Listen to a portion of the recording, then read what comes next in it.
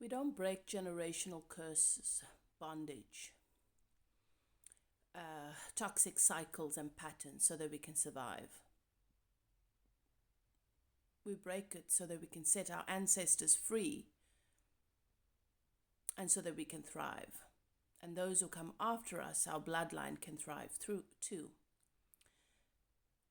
And in order to break generational curse cycles, karmic cycles and patterns, you cannot do that simply by sitting in therapy, hours of yoga and meditation, avoiding or with an unwillingness to tackle the patterns, the programming, and the systems that were put in place to create the bondage, that were born of oppression, that were born of systematic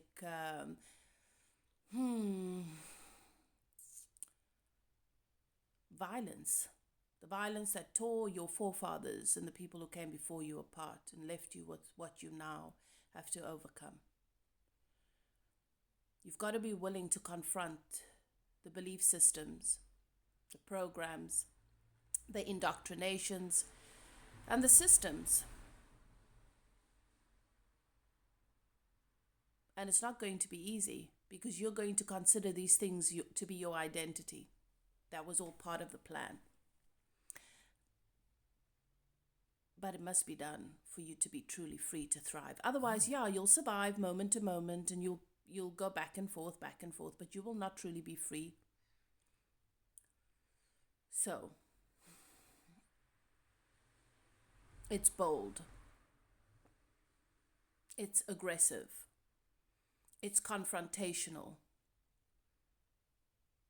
It's the destruction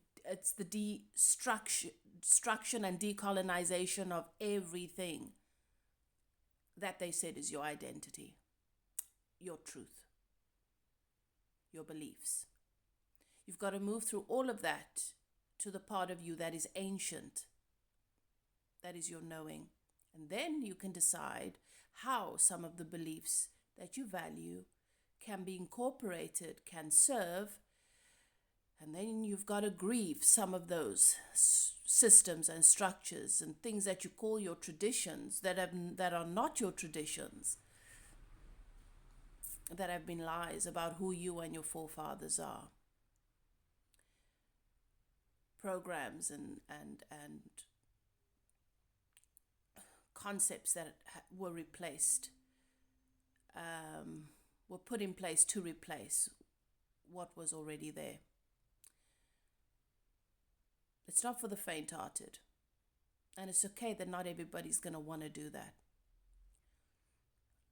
But don't get in the way of those who have the courage to. Get out of the way. Stay in your complacency. Stay in compliance. Stay in what is comfortable without getting in the way of those who are willing to radically call back our truth.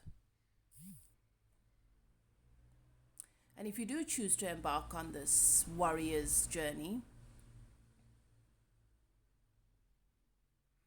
don't waste your time trying to explain to those who have chosen an easy path and feel triggered by your willingness to rise against. Don't waste your energy on them. Push past them. Don't explain. We've got so much access to information now that if you're still just regurgitating what someone's what somebody said, somebody told you is your truth, you're just regurgitating it. You're too lazy to actually research it, investigate it, apply critical thinking. That's okay. You get to do that. That's your free will. But get out of the way of the people who are really willing to do what it takes to transform, to radically transform what has been imposed upon us and to call back our ancient truths, who we really are. and our true connections to Source, to God, to goodness, and to one another, and who we truly are as a species, so we can make space for those who are coming next.